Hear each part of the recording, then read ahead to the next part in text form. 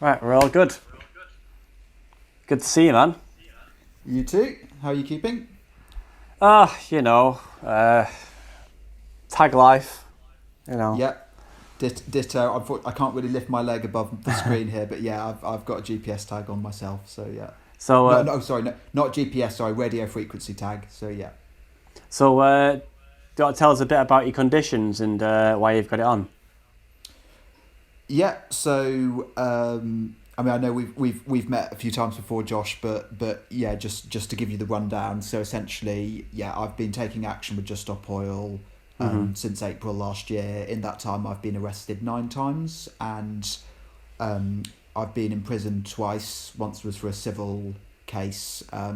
Most recently, it was for breaching court bail, and I was released accidentally from prison following breaking my court bail. But I then had to go to a bail hearing, and they've given me a tag. So that's the That's state I'm nice in of at the them. moment. Yeah, very much so. Oh, sorry, why don't you start by telling people your name? Sure. Tell us your name and how you got involved in climate activism. Yeah, so my name's Eddie. I'm 25. I've just graduated from Exeter Uni. But my story with climate activism, I mean, I was switched on from quite a young age. So what I often say to people is like, I remember as an 8 or 9 year old being really overwhelmed by the state of the world. Like whenever the story about climate change or deforestation or pollution would come on the news, there was a period I went through at like age 8 or 9 when I would find that really devastating, like really, really hard to deal with. But as a teenager, you kind of learn to kind of push those things to the back of your mind, like, oh, the world is a big place and it's kind of big, scary place, but there's only so much that I can do. And so I had a pretty normal sort of teenagehood, but I re-engaged with the climate crisis when I was about 21 because some really scary papers were coming out, like the Hothouse Earth paper, for example. That's the one that said like if we heat the planet by 2 degrees, we could like destabilize the entire Earth system by triggering tipping points. And so when Extinction Rebellion came on the scene in like October, November 2018, I was like fully primed. I was like, yeah, even though I wasn't very political at the time, like as a teenager, I was not very political, but it made perfect sense to me that someone would get arrested at a climate protest. Yeah. Like for some people that would be weird and like, oh, how could you support that? But no, it just like obviously it's the right thing to do, right? To get arrested at a climate change protest just made complete sense to me. So I kind of jumped into Extinction Rebellion. My sister had joined a couple of months before me actually. So that would have been about April 2019. My first protest ever was Extinction Rebellion's April 2019 rebellion. That was the big one. That was the Wow. one that was arguably their greatest chapter. So I've just never looked back since, really. Wow. And then, so how did you go from that to Just Stop Oil? Like, Yes, it's a really important question. So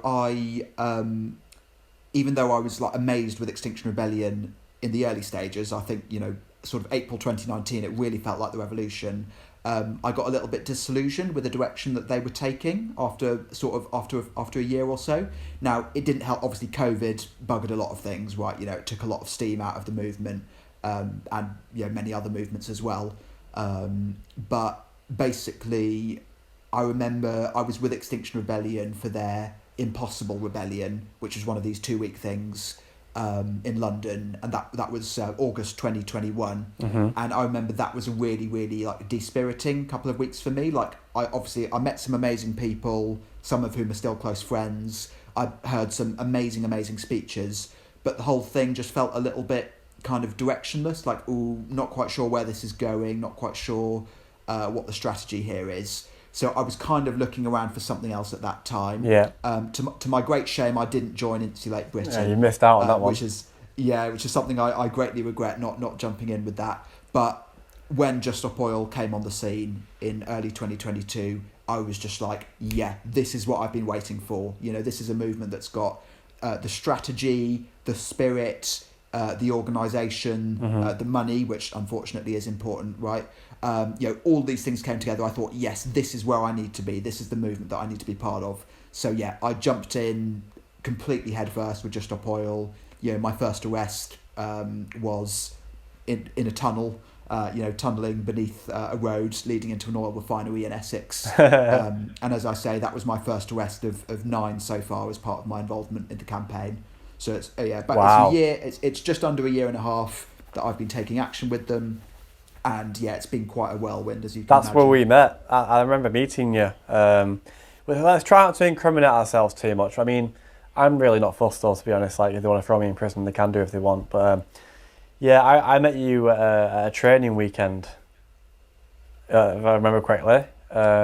Which one was that? Sorry, The because training. I've been to so many things, and I've seen so many faces that I can't always remember. Like, oh yeah, where did we first meet? It was the Borg. Do you remember the Borgs?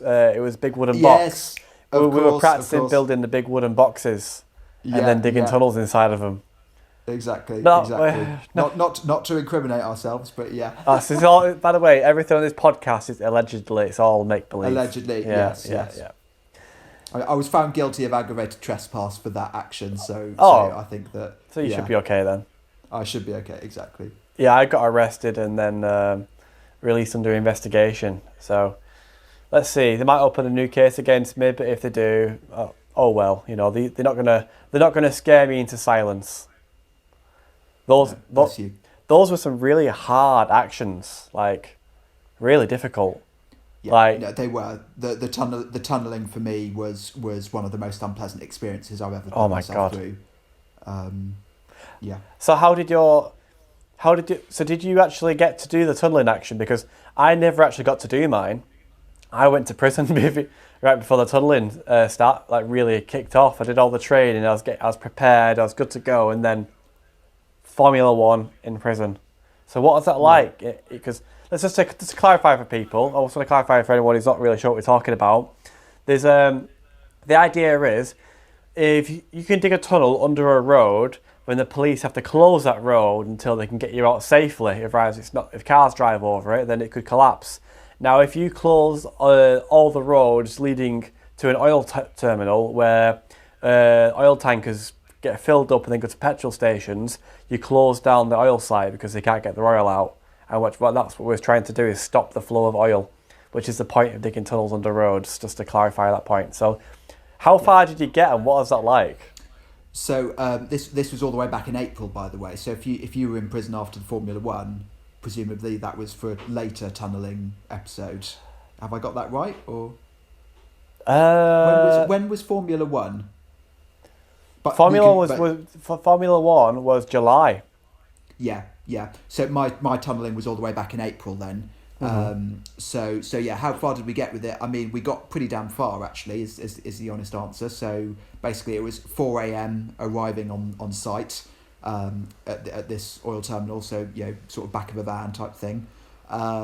Assembling, literally like imprisoning yourself within a wooden cube. I mean, there's an entry hatch in case of emergencies, obviously, but it's this weird thing. Like, you can imagine if someone was just if you're like a fly on the wall in this setting, right, or you're just a person walking past, and like you see this van pull up, you see this bunch of people get out and like imprison themselves in a wooden cube. You just be like, what on earth is going on here? So that was it's quite surreal nature of my life at the moment. But yeah. No, we managed to get pretty far. Got about 2 meters down and maybe sort of 8 feet in. So obviously you have to drill down, and then to get. It's one of these things, like it's probably a superfluous detail, but right, basically you have to dig down at least 6 feet so that you would have to get a specialist team to evict you. Because if the hole is less than 6 feet, then they're legally allowed to just pull you out, basically. Whereas if it's more than 6 feet, I think that's right, then they have to employ a specialist team, so it slows it down for the authorities. So in theory, you can stay in the tunnel longer. But yeah, so as I say, we were in there for we got there 4 a.m. and we planned to be there potentially for up to 2 weeks, but in the end, I was only down there for about maybe 16 hours, and there's various reasons for that. Partly is that we were discovered after about midnight on the first day. So 4 a.m. to midnight is before the police really sort of moved in on us, and it was a bit, basically there was this nervous process of like, okay, quick, let's get in the tunnel, and as I say, it's like it's extremely uncomfortable, right? You know, because it's cold. You've got very limited space to move around. So Xavi, who bless him, he was the one that I was in the tunnel with, and he was in the horizontal part of the tunnel, right? So down and under, whereas I was just sort of squatting in the down shaft. Mm-hmm. So obviously I can't even lie down, right, in a setting like that. So basically, you know, your feet are killing you after a certain point. God damn. And it's freezing cold, and also I had concern. For me, there was like a period where I thought the tunnel was subsiding. So that's what ultimately prompted me to be like, okay, I'm going to get out of this now because I'm not sure that I'm safe here. Xavi, you know, bless him. Bless his soul, he chose to stay down longer, I think for at least a day longer after I was gone. But yeah, I think that's it basically. So I could have been there for longer, but God, 16 hours in a tunnel is long enough for everyone. It really is, and it's scary though, because you think like any moment a big pile of clay and dirt could just crush you. Yeah, no, exactly. So we don't take these actions lightly, let's put it like that. No, absolutely not. You know, I saw your action. Well, everybody saw your action on the snooker table. It's probably my biggest gig, as it were, to the extent that you could call these things gigs. Yeah, snooker was my big one. So, just to clarify for everybody, you disrupted the snooker match by running up, jumping on the table, and was it orange chalk powder or it's just orange powder paint? I think like corn flour or something. But essentially, apparently the stuff's edible. Mm-hmm. But yeah, it's not paint per se, just sort of orange powder. That was I saw that, I was like, fucking hell, wow. You know, that was really grabbing. Do you know what I mean? It really got attention. Yeah. I mean, I still don't understand quite why it was such a smash hit success. Like, I know it was quite a photogenic action, but you just think like, God, you know, it's like the priorities that we seem to have, you know, or at least that the media system in this country seems to have, where it's like, you know, just 5 days after that protest, right? So that I was arrested on a Monday at the snooker. The Saturday of that day, 60,000 people were lying on the streets of Westminster, right, in a die-in protest. So yeah, I know I don't need to tell you this, Josh, but like, you know, a die-in is where a group of you lie down and pretend to be dead, right, as a form of protest, right? So 60,000 people were on the streets of Westminster, basically lying dead, and it didn't get a fraction of the coverage that one person jumping up on a snooker table got. So says it all. Yeah, exactly. That's why we do civil disobedience, right, or civil resistance rather, because, you know, one person disrupting a sporting event gets more publicity, more conversations, more media time than 60,000 people protesting in the respectable way, mm-hmm. right? The way that you're supposed to do it. That doesn't work, in my opinion. Precisely, yeah. Can you walk us through what that was like? So, like, how, like, was you nervous going into it? How did you feel like sitting in the crowd? Because I imagine like you would have had to sit there for a while until you decided to go. Yeah, so I have to be a little bit careful here because I haven't even I haven't even had a plea hearing yet for the snooker thing, so I mustn't say anything here that would affect my trial. But I think I can. There are certain things that I can be open about. You know, one is that the doing the action felt horrible in a way, because. You know, I'm not the sort of person that would do a stunt like that for the sake of it, right? You know, it's not about getting attention for myself, right? It's because, you know, we're in this desperate situation. You know, the climate crisis could kill billions of people in the coming decades, and therefore we have to use everything that's non-violently at our disposal to raise awareness about this greatest of all crises, mm-hmm. right? So that's why we disrupted a sporting event, right? Because we, you know, correctly predicted, you know, me, obviously I can't speak for Margaret who tried to get on the other table, right? But I predicted that this would get media attention, and that would lead to conversations, and it's only by having the conversation that you get the political pressure where, you know, an opening for change is possible, right? So yeah, sorry, that's a bit of a tangent, but basically, like, the action felt horrible. Waiting to do the action felt horrible. You know, why did it feel horrible? Well, because you're disrupting something that people enjoy and that people have taken time out of their day to do, and it's a national broadcast, so, you know, obviously it's thousands of people that you're affecting. I mean, obviously, you know, the flip side of that is, right, it's proportionate, right? You know, it's a game of snooker versus, you know, billions of deaths, but it still just felt violent in a way. And I know that might sound like an extreme word to use, but it's like, you've got this thing going on, you've got this game, right, and, you know, the referees are there and the players are all dressed up and it's all wonderful and formal and dignified, and, you know, I leapt over a barrier onto the table and threw paint in the air. That feels like almost like you're messing up. You know, it's like interrupting a service or like a ceremony almost. You know, and almost that I violated something, and that feels horrible. It really feels horrible. So you do have to remind yourself.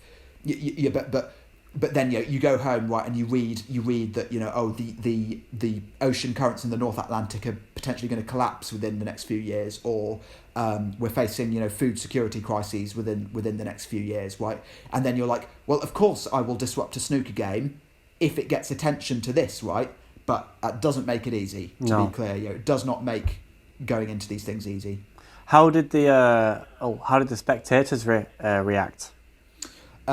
Initially, so what I remember is a blur, right? Because obviously, like, the whole thing was over and done with in about 15 seconds, right? You know, from leaping over the barrier, you know, from taking off my jumper, taking hold of the paint, leaping over the barrier, and then getting pulled off and slightly roughed up by the security, but off camera. That whole process was about, you know, 15 to 30 seconds, right?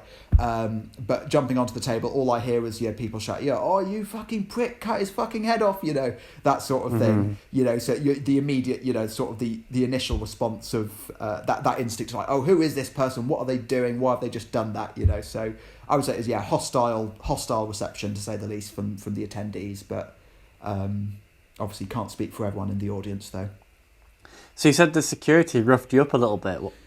What did they do? Yeah. So off camera. So basically, if you watch the footage online, right, you'll see me obviously jumping on the table, chucking the paint, and then getting dragged off. But basically, and they dragged me sort of down the corridor where the players came in, right? So sort of behind the scene place where I was put in a holding room. But yeah, as soon as we were off camera, basically they strangled me, basically like carrying me by my neck, basically. And doing that whole thing of like, you know, oh, stop struggling. It's like, I'm not struggling. I literally can't breathe. Can you take your arm off my neck? And I'm not saying this to be self-pitying, right, or to give, you know, I mean, I think the security did act. Yeah, I think they did assault me, essentially, by any reasonable definition, right? But obviously, I would never. I've got no interest in pressing charges or anything like that, just because it's like, you know. But yeah, the point is, yeah, I got quite a rough treating, and they also, you know, twisted my hand into a stress pose around my back as well. So it wasn't nice. Obviously, going through that was not pleasant. I don't have any residual trauma from that experience, right? It was just, you know, and you think, you know, there are people in the global south, right, who get literally killed for opposing deforestation or opposing mining or fossil fuel extracting in their area, right? If the worst that I have to go to is going to prison or getting, you know, a bit of a rough treatment at the hands of security, you think that's absolutely nothing compared with what activists in the global south have to go through. You know, you just reminded me when I did my football action, and the security were like dragging me away, and they took me down like a corridor where there's nobody there. I'm thinking, fucking hell, they were really pissed off. So I was thinking, these guys might fuck me up down here. Actually, there's a good chance like I might get beaten up. Yeah. So I was being very passive and very compliant. I was like, please don't hit me. Exactly. Yeah. Because you cause a lot of anger as well, you know. Because at the end of the day, it's their job to stop that shit from happening. Yeah, exactly. You know, so you're making them look bad, really. Yeah. No, it makes sense. It makes a lot of sense, and that's another reason why, like, even as I say, even though I was assaulted on that action, treated very disproportionately with disproportionate violence. I still, like, I can't hate the security, right? I can't sort of, I don't want to say I can't blame them, because obviously I do, but I can't hate them for it, basically, for the reasons that you've just said, right? They're the ones that kind of, from their point of view, I've just done something that's, like, stupid, and they have to essentially, and they might think that, oh, I've failed in my job by trying to stop me from doing that. So they're obviously in a very pissed off state, right? So yeah. Yeah, that's a brilliant thought, a brilliant action, just incredible. The sneaker ones. So, what other kinds of actions have you done? So obviously we've talked about my first one, which was the tunnelling, right? I've been arrested for obstruction of the highway, criminal damage. In fact, I think I'm actually got 3 criminal damage arrests now. There's a fourth one as well, but that was totally bogus. I'll come to that in a minute. But let me just try and get. So first one was aggravated trespass. That was tunnelling. Second one was obstruction of the highway. Third one was criminal damage, so allegedly spraying the Treasury building. Fourth one was allegedly gluing my hand to the frame of a painting in Manchester Art Gallery. Fifth was essentially contempt of court, so like breaching a High Court injunction that covered the area around what's it called, Kingsbury Oil Terminal, near Birmingham. So yeah, High Court injunction was in place saying that no protests were allowed within a certain marked area on a map. So 51 of us deliberately sat at the entrance to this oil terminal in breach of that injunction. We were then were jailed later that day for contempt of court, the following day rather. Basically, we got sassy with the judge. Basically, we said that we've got no intention of cooperating with these proceedings because you're upholding bad laws. If you let me go, I will break. If you let me go, I will break the injunction again. So basically, forcing the judge to put us on remand, basically. And then I was in prison for a week. And as I say, this is for a civil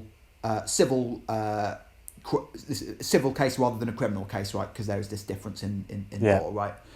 So even though I was found guilty for that, I actually still had a clean criminal record. So even though I'd been in prison for a week and was found guilty, I didn't end up with a criminal record for that action, for that imprisonable action, which is quite interesting.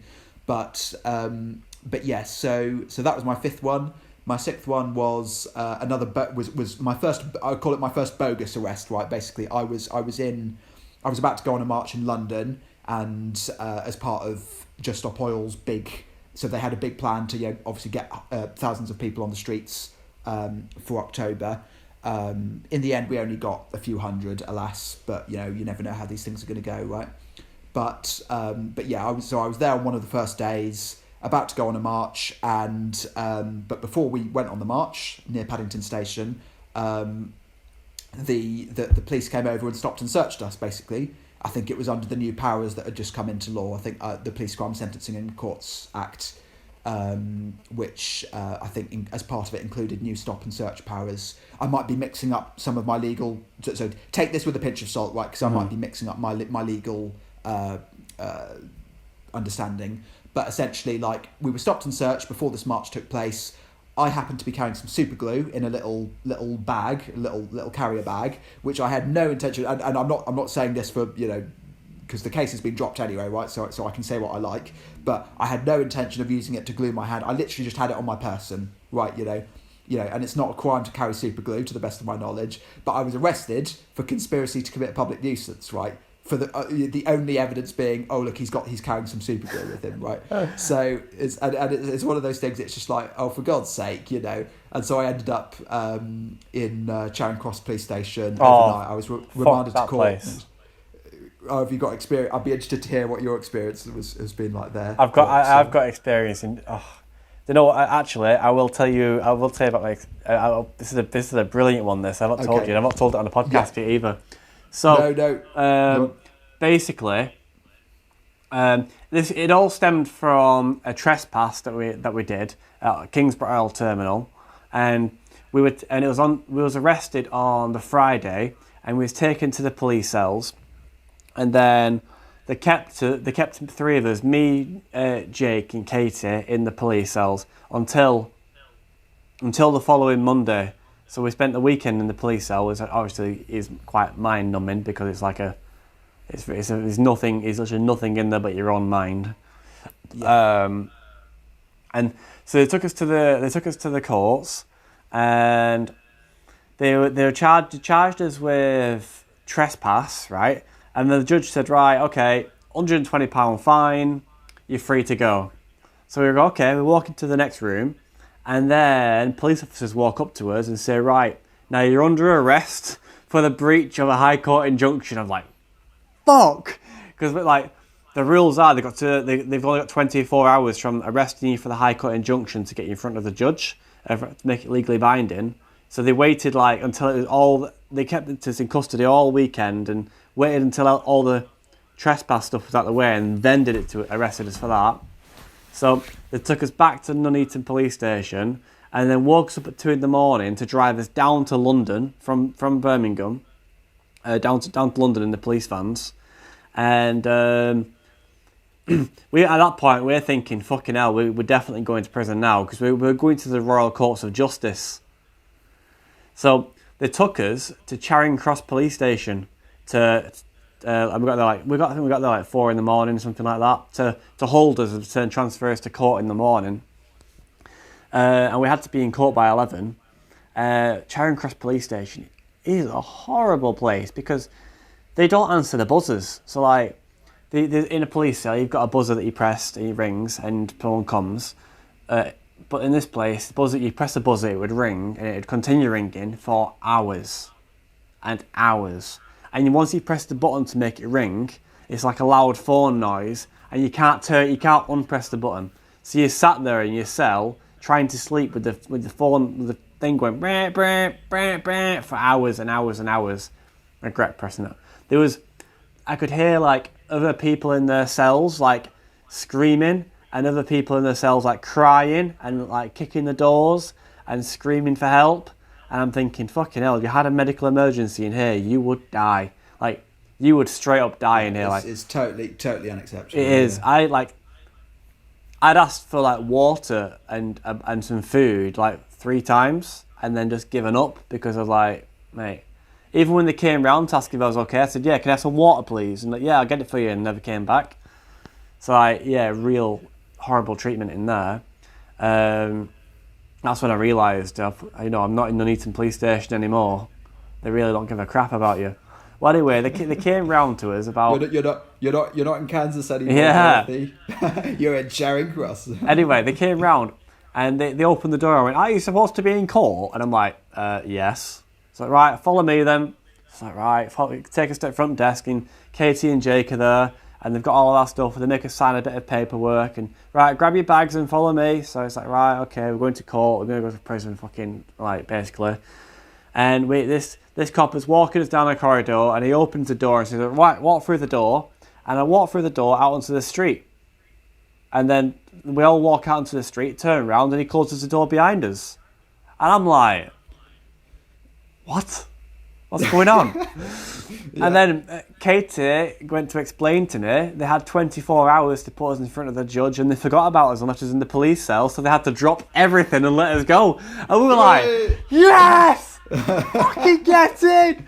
You know what I mean? Like, we were proper buzzing. Okay, so can I get my head around this? So you were arrested for a trespass action. Yes. You ended up in Nuneaton police station. Yes. Basically to be remanded to court. Yeah. They missed a 24-hour window? So they took us to court for the trespass. Oh, right. Charged us with trespass. Told us we're free to go. Yes. And then they said, right, now you're under arrest. Right. Which was a real piss take, because I'd just been told I can go. And then they Yes, kept us for another night, drove us down in the middle of the night in London, and then forgot about us in the police cells because they were incompetent as fuck. And then let us go free of charge. Yeah, brilliant. So did you have anything to answer for over that entire weekend, basically? Or was it all drops? I got £120 fine for the trespass. Oh, you did say, yeah. No. Jake, who is with us, he's like I don't even know Jake, but like long, scraggy hair, long beard, Jesus-looking guy. He's middle of Charing Cross. It's quite a nice like area where people going around getting the shopping, and this guy's there in like his prison tracksuit, going, "Freedom!" Yeah. He's Scottish as well, obviously. Exactly. Yeah, it was really quite something. And how that actually ended, right? So all of our friends, unbeknown to us, all of our friends were around the corner at the courthouse waiting for us, but we didn't know that. So we just set off walking. And we found the closest pub and went and got a pint and some chips. Now, our friends, when the solicitor told out and said, "Oh, they've been released from Charing Cross Police Station," they came running round to find us and we were gone and they couldn't find us. And they were with my friend Victoria from IB, and she said, "I know Josh. He's probably gone to the closest pub." So they went up and down the street checking all the closest pubs and walked in and found us. Yes. And we were like, "We found you!" I was like, "Ah!" And they all came and they bought us all pints and shit, and we were just like, "Yes, awesome!" Exactly. You know. And you know you're very like in tune spiritually, right? Like I know that he'll be in a pub, so we're gonna go look for him there. Well, we did. Me and Victoria, we did Insulate Britain together. So like, she was in my block team. So like, every time I got to the police station, it's like, right, pub. You know what I mean? So she knew me quite well. Exactly. She knew that like I'd been in police custody for 5 days. She knew that I'd want to get a pint. Yeah. Exactly. Amazing. Yeah. Bless her. Yeah, I was like, that's an awesome action. So is this Victoria Lindsell? Oh, or is this another Victoria? I don't know her alias. No. She's got like whitish hair and glasses. Yes, yeah, no, I know how. I think we might have even been in prison at the same time, but yeah, no, it's a wonderful lass. Yeah. Well, everybody in these groups are just wonderful. It's like the bravest, kindest. No, absolutely. But you know, there's some people that, you know, even though you're on like. Even though you love and respect everyone in the group, there's people that you can develop like special bonds with, right? Mm-hmm. And if this is the same Victoria, then I've got nothing but like admiration and love for her. She's really like such a wonderful character. She did the dinosaur action. Yeah, that's the one. Yeah, no, as I say, what an amazing person. Mm-hmm. Mm-hmm. Are you able to talk about the super gluing yourself to an artwork? Yeah. So that's actually because you talked about being remanded in a police cell over a weekend, right? So that was my first experience of that. So I know what a fucking drag that can be, right? Oh my god! It's like at least you get a TV in prison, right? You know. Oh, prison's so much better than the police cell. Exactly. All I had was a Bible. You know, I tried reading the Bible. I'm not a Christian, right? But you know, I've got a certain, you know, cultural respect for the Bible, for the New Testament. There's a lot of wisdom. I tried reading the Bible just like as a thing to do. It's just like, oh my god, you know. But yeah. So me and I've got my trial for this actually at the end of September. But yeah, be careful then. Exactly. But no. So allegedly, me and another Just Stop Oil supporter. Glued our hands to the frame of a painting, and this was, you know, several other Just Stop Oil supporters had done this simultaneously, right? So, you know, allegedly Louis McKechnie and can't remember the other person's name, but I'm dreadful with names at the best of time. But yeah, so for example, in the National Gallery, Louis and this other supporter had glued their hands to a Van Gogh painting. Up in the I guess like the Scottish equivalent of the National Gallery. Again, my knowledge of these things is dreadful, but yeah. So basically there were at least three separate instances in three separate galleries of two or more supporters gluing themselves to paintings. Mm-hmm. And mine happened to be in Manchester Art Gallery. So yeah. And again, I was very, very nervous beforehand. This didn't feel like a violent action, but it's still, there's this moment before that. You're thinking, I was like, am I about to do this really? But then, as I say, you consider because it doesn't feel good. Right, that's the important thing that everyone needs to understand is like doing these actions does not make you feel good. Right, you don't do them because you've got a hero complex. You don't do them because you're interested in publicity or anything like that. You do it because you've been through this process of like, if we don't sort out the climate crisis, shit's going to get really terrible really quickly, right? So if me doing this in any way contributes to lessening of that greater evil, then obviously this is the right thing to do because it's non-violent and it's proportionate, right? But yeah, obviously was extremely nervous before doing that as well. Yeah, I think that's all there is to say really about that one. And yeah, as I say, ended up in a police cell in Manchester over the weekend there before being remanded to court on the Monday morning. It was nice though because my sister and her boyfriend were there, like in the courtroom. So that was my first time, I think, being like remanded to court, and so it was wonderful to see my sister and her boyfriend in the sort of in the viewing area, trying to keep a straight face in court. She kind of will say hello, but you've got to take it seriously. You've got to have your game face on, right? So I don't know. I mean, I remember one time I was remanded to court, and my mum was there and all my friends were there, and I just couldn't stop smiling. Yeah, I was just really happy to see all my friends and my family. I was like, yeah. And my mum was giving me the evil eye, like, stop it. Yes. Serious face. Yeah. Stop it. I'm like, exactly. It's very difficult, very, very difficult. Yeah. It is, and I just don't give a shit, to be honest. Like, I can't explain it. I've just maybe less so then, but now I've just become so apathetic to the entire process. I think prison took it out of me, to be honest. My ability to give a shit about that. Like, when I go to court now, I'm just there like, fuck you guys. Like, absolutely fuck this place and everything you stand for. Yeah. Yeah, it's tricky. Yeah. What was your time in prison like? First time I was in HMP Birmingham for a week. That was a very interesting experience. I mean, so both times that I've been in prison, I've known that there's a risk that it could happen. It's a case of like, obviously I don't want to be here, right? I don't want to be incarcerated, but given that I'm kind of here on my own terms and I've got support around me, that kind of makes it strangely okay. And so the main thing I would say from both my spells in prison, right? So the High Court injunction break and most recently disrupting my graduation ceremony. Whoa. We'll get to that. But yeah. So in both of instances, the main thing that's crossed my mind essentially is if this is the worst that the British state can do to me as a peaceful protester, what have we got to be afraid of? Basically. And I know I say that obviously from a very, very privileged point of view, right? Obviously some people might be traumatized by time in prison. If I were a person of colour, I would be more likely to face institutional violence, essentially, through the criminal justice system, or at least to be treated treated more harshly.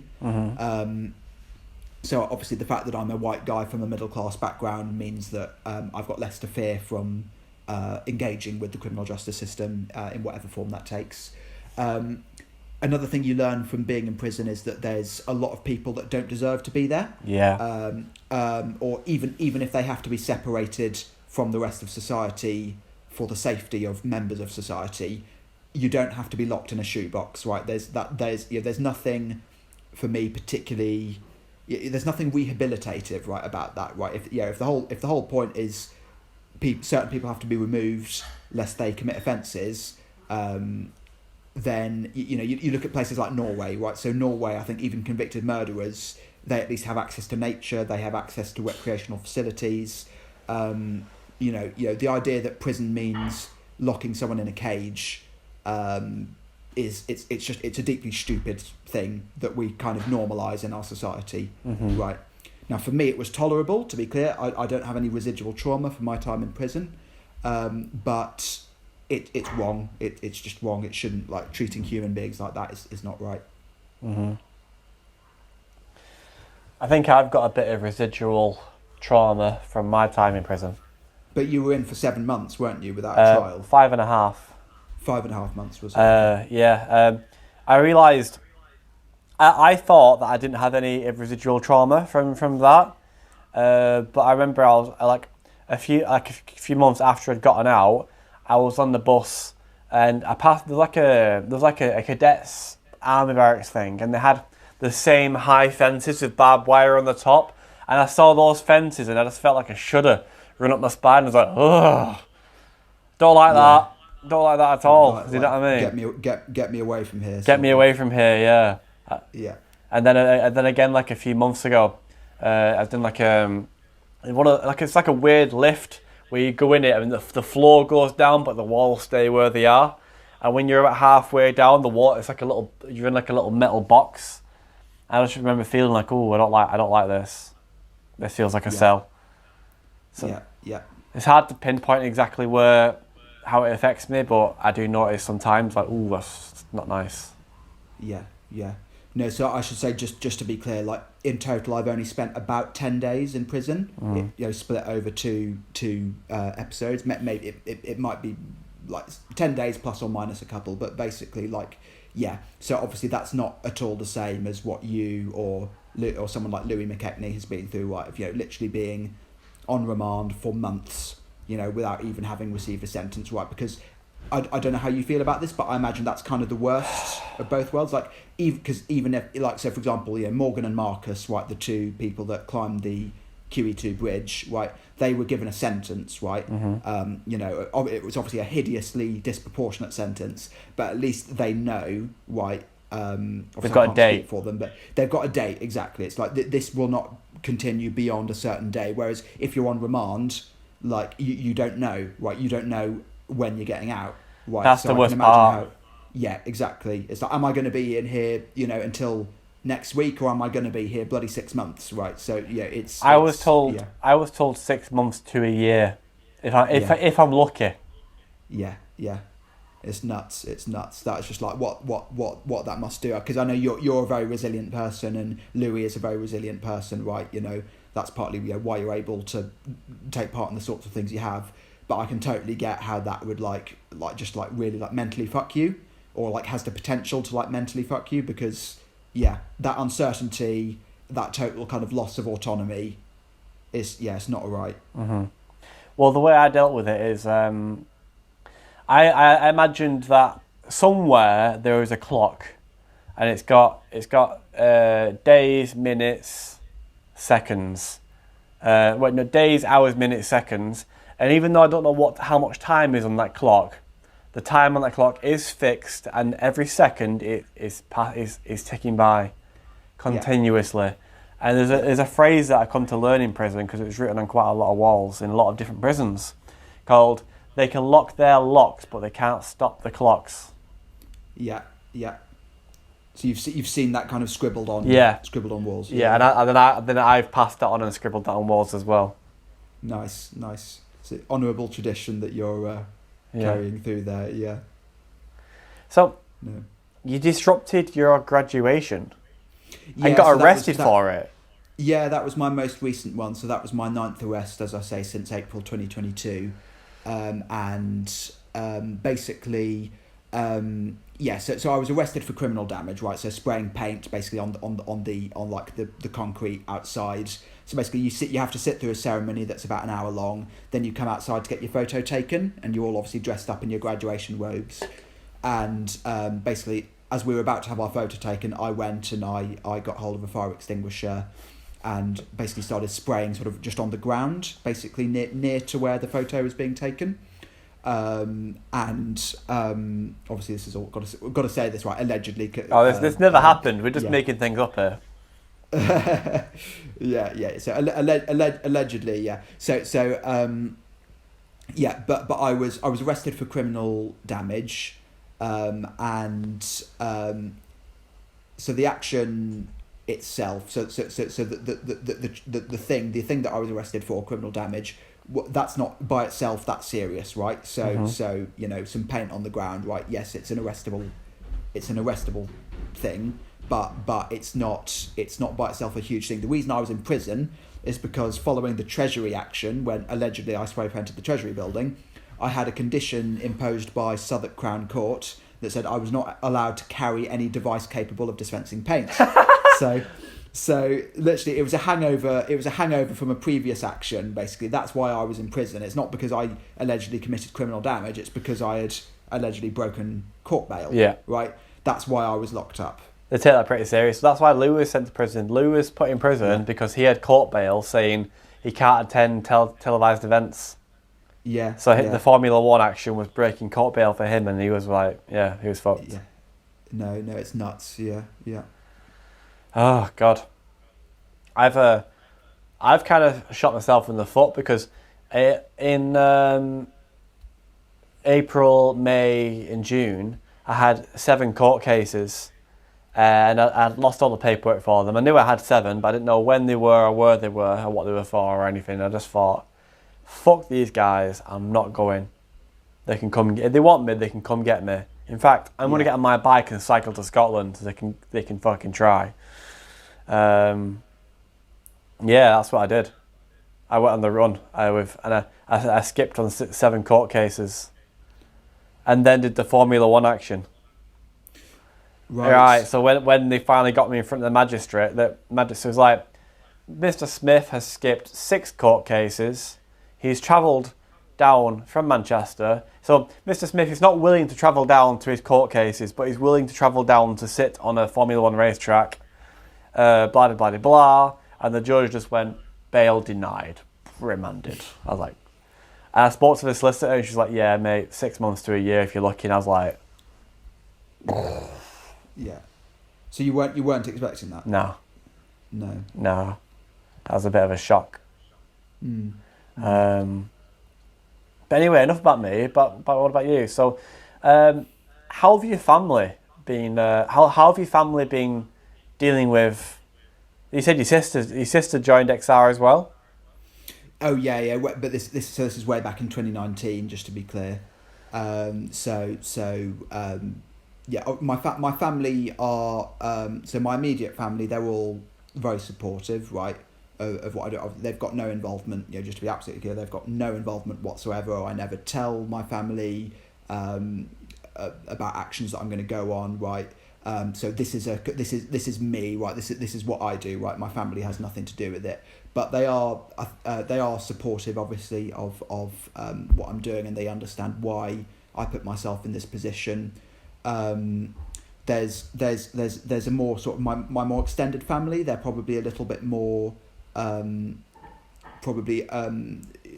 they might sort of, it's like, they might be the type that you could describe as those who say like, I understand why you're doing it, but I don't agree with your methods, which unfortunately is quite common. Very common. But yes, I'm very lucky that no one in my family is actively hostile to what I'm doing. Some of them might disagree with certain parts of it, but yeah, I've got that support structure around me, if you know what I mean. Obviously I've got the movement supports me as well, right, emotionally and what have you. If I were ever to find myself in a really desperate situation as a result of my involvement, I know that there's so much support that I can ask for, right? And that's really important in any activist movement, right, is that we support each other, right? We're not individuals making a decision to go and get arrested or what have you. We're here, we're part of a community of resistance, and we find strength and support within that community structure. That's always something that's really, really important, whatever it is, whatever change you're trying to drive in the world. Yeah, it's very important to support activists. There's a lot of support. Have you received much support from RIPS, Rebels in Prison support? I mean, I've received a little bit. I mean, again, I'm quite lucky in that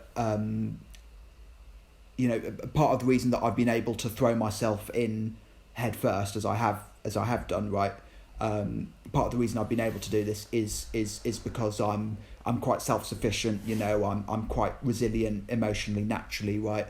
It's just and that's not me being whatever. I'm not saying I'm such a strong person. No, just like my personality type is that I'm quite self-sufficient, right? I'm quite happy being by myself, for example. You can stick me in a jail cell, right? And even if I was by myself, I'd probably be quite stable, if you know what I mean. Whereas if you put someone else in that position, they might freak out, right? And it's not right or wrong, it's just how different people are, right? So I haven't needed to use the RIPS support system as much as other people may need to have done.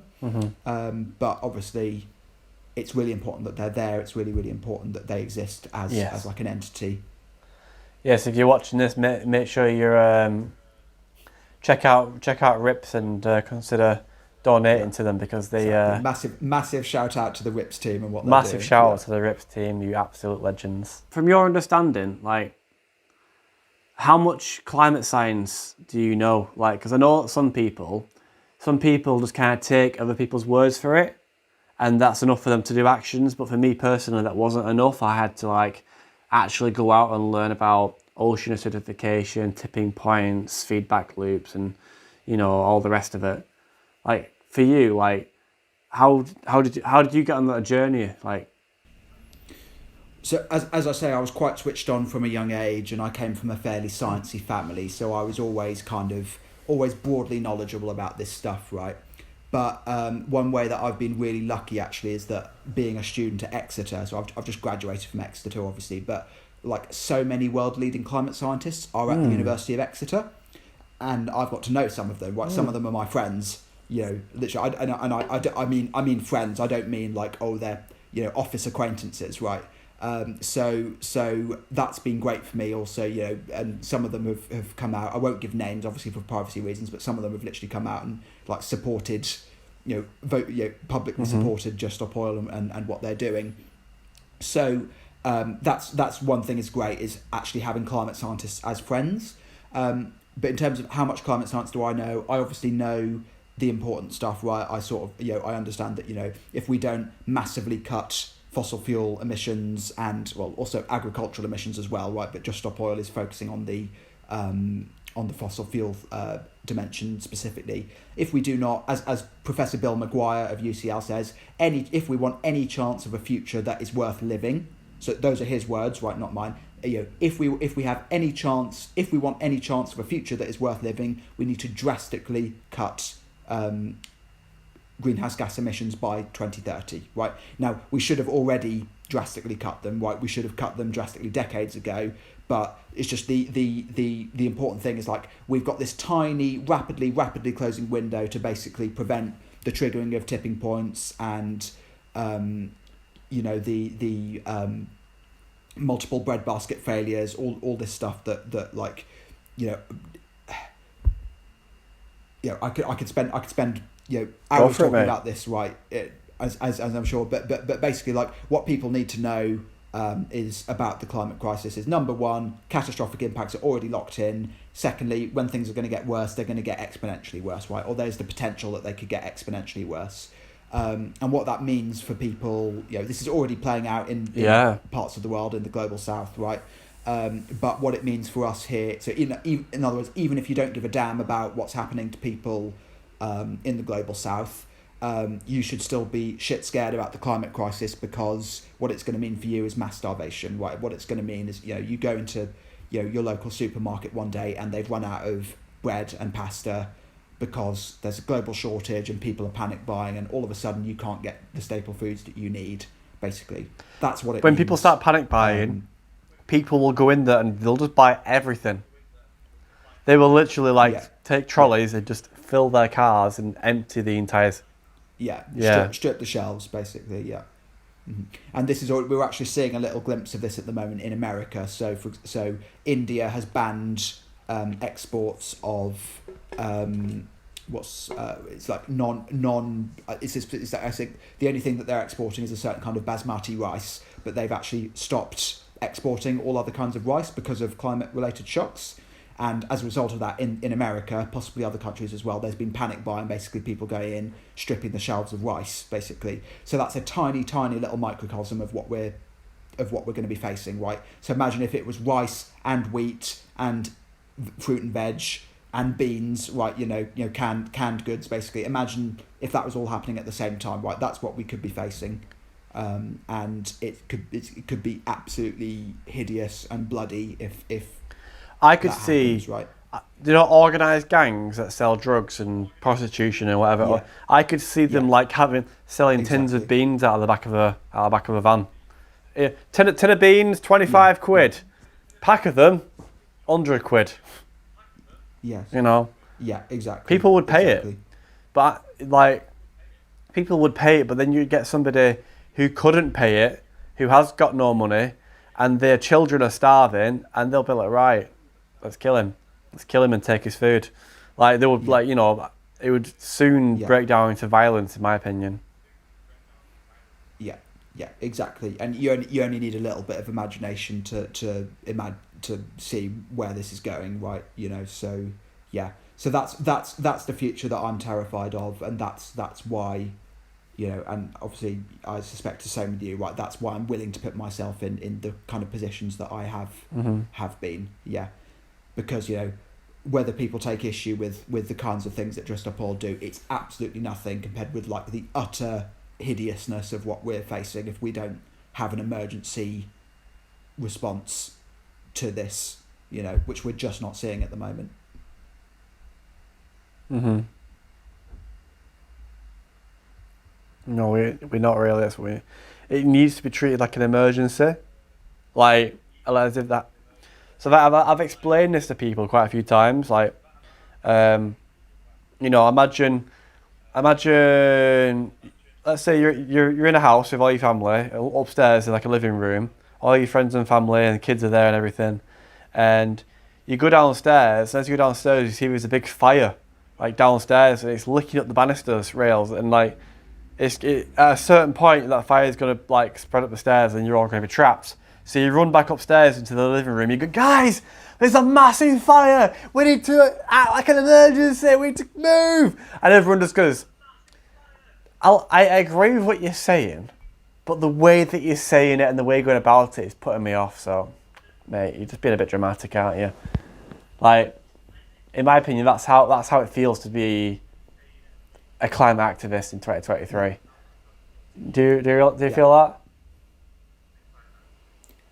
It's a great analogy. Yeah.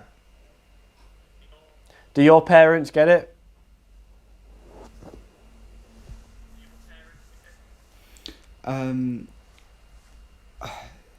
No, I don't think they do really, but it's sort of I can't obviously blame any individuals for not necessarily seeing this, because it is such a distant, it feels like a distant and slow moving threat, right? And even I will sometimes drift into periods of soft denial, right? In other words, I know that this is a serious threat, and we've got this tiny window of opportunity to do something about it, but I think the human brain is not designed to live in a state of permanent emergency, which is what is kind of being demanded of us at the moment. So I can't blame any individuals for not treating it as an emergency, even though we might intellectually know that it is. But that's kind of what we're trying to do, right, in movements like Just Stop Oil, right, is to fill that void. Essentially, it's to or I don't know, fill the void is the right term. It's like we're acting as if the truth is real, right? It's just put it like that. If we genuinely believed that the climate crisis was happening and it's going to get exponentially worse and billions of people could die within the coming decades, how would we react, right?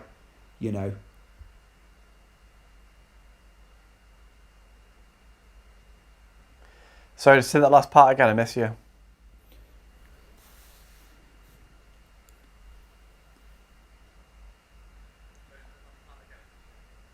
Just say that last Say part that again. again, I think sorry. you got cut off. There's a bit of lag.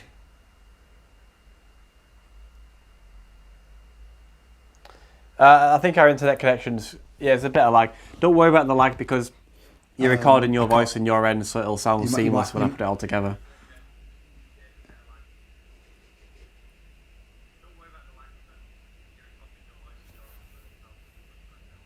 Yeah. No, cool. But no, I said so. The recording you can do what you like with later on. So you might just edit out this little bit. Yeah. So with my family, at first they just did not get it. Like with when I was in Insulate Britain and when I was in the papers during Insulate Britain, they put me on the front page of the Sun. I was getting calls from my mum and she was like freaking out saying, Josh, you're going to go to prison, you need to come home, stop what you're doing now, you've made your point, And I'm saying like, no, you don't seem to understand. Like, she's like, I do understand, but you've got to think about yourself. You've got to be, think about your future. And I'm like, well, I am thinking about my future. She's like, no, you need to get your priorities right. I was like, no, I have my priorities right. But like, she's trying to say like, it's hard to explain like trying to explain to your mum like it's more important than just one person and one life. Yeah, it's a very hard thing to do. Yeah, and it's always other people. I don't know how you feel. It's always other people that I'm more concerned about than myself. Like, how will this impact you? I didn't really consider how it was going to affect my family, to be honest. When I started, I didn't really take it into consideration. And maybe that's a bit selfish of me, but I was just kind of like, I decided that like whatever the consequences, this is more important than just one life, my life. But I guess as a family, it's much harder. For example, like when my friend Emily went to prison, or when my closest friends are facing prison, you're like, fucking hell, no, don't, it really gets to you, doesn't it? Like, you see your friends going to prison, but the idea of you going to prison, you're just kind of like, whatever. You feel that? Yeah, exactly. It's tolerable. In other words, the idea that you're putting yourself in a position of doing this, but if someone else, so if it's someone else, if it's someone close to you, that's actually harder. So, how do you see your activism evolving in the future?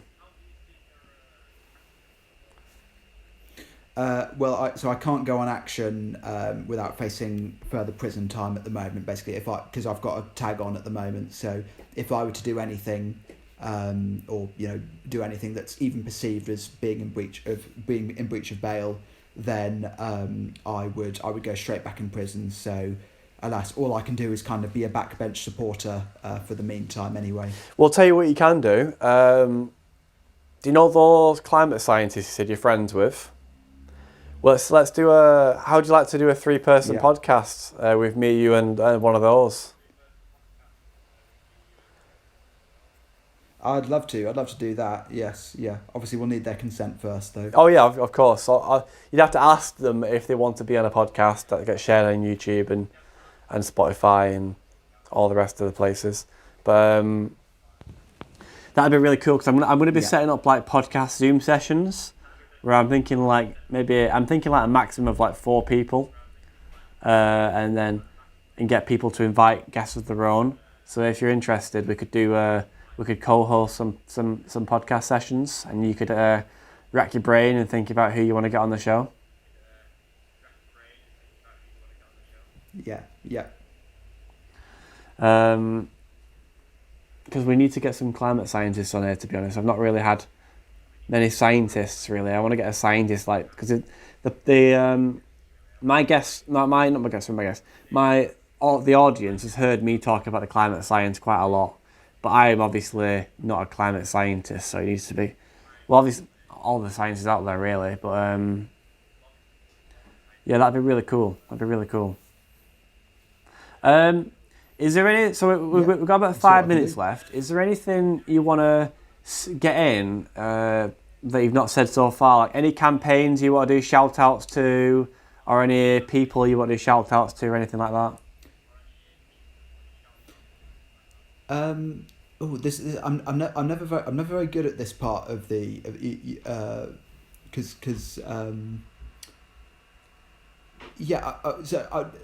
I'd give sort of a generic shout out in a way, in the sense that obviously there's many individuals that I could name, right? But essentially, what I would just say is, it's never, doing this sort of thing is never about the individual, right? Okay, so I'm quite lucky that I'm in a position where I've got a little bit of a profile following the snooker, right? So that's been great for me in terms of my ability to reach people, my ability to mobilise people, and what have you. But always behind the scenes, right, behind every person that's able to do something like that, there is an entire team of people that are doing sort of the legwork stuff, right, the thankless tasks, whether that's the people making the phone calls, people setting up the the phone banks, the doing all the admin work, right. It's those people that really do drive forward this sort of thing. So it's never about heroic individualism, right? It's always for every person that does a high profile action, there's always a team behind who are making that possible, basically. So rather than naming individuals, I would just say, we are a community, right? Fate or circumstance, whatever word you want to use, has put us in this position of focusing on the climate crisis, which is the big threat of our time, and if we're going to get through it, we're going to have to do so as a community, and find strength in that community. It's more than just activism and arrests as well, because we need to build a community of resistance, a community of resilience as well. I feel like community has kind of been destroyed over the last few decades, and we're all particularly following the sort of the neoliberal revolution, as it were, in the Margaret Thatcher, Ronald Reagan years. Community has suffered massively in that sort of 30 or so years. I mean, people can live in a street and not even know who their own neighbours are. It's not right. No, exactly. Build community. Okay, well, we're going to round up here anyway. It's been a pleasure having you on the show. As always, I'll say, if you've watched this far, please make sure you subscribe to the channel, which you probably are if you've watched all this far in. Share it with your friends, because this is a very important issue.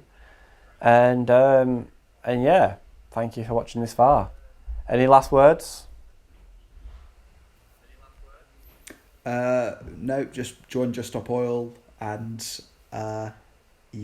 lots of peace and love. We actually have viewers all over the world at the minute, so join Just Stop Oil if you're in the UK, join Last Generation if you're in Europe, join Restore the Wetlands if you're in Sweden, Blockade Australia in Australia, and whatever country you're in, there will be a group similar to ours in your country. They need you. Sign up with them. And goodbye. We are the tongue that speaks the truth. We are the song upon the wind. We are the courage to stand forth. We are the change that now begins. On this good green earth, we will take a stand with an open heart and a healing hand. With an open heart and a healing hand.